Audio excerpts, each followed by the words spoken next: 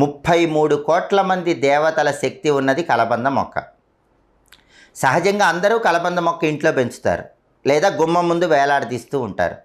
అయితే అసలు కలబంద ఎప్పుడు ఇంటికి తెచ్చుకుంటే అద్భుతంగా మనకు అదృష్టం కలిసి వస్తుంది? కలబంద కొన్ని ప్రత్యేకమైన రోజుల్లో ఇంటికి తెచ్చుకుంటే విశేషంగా కలిసి వస్తుందని పరిహార శాస్త్రంలో చెప్పారు.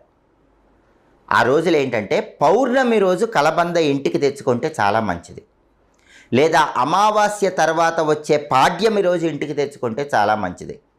మీ జన్మ నక్షత్రం కానీ మీ నామ నక్షత్రం కానీ ఉన్న రోజు ఇంటికి తెచ్చుకుంటే మంచిది, లేదా మీరు పుట్టిన తేదీ, మీరు పుట్టిన వారం ఉన్న రోజు ఇంటికి తెచ్చుకుంటే చాలా మంచిది.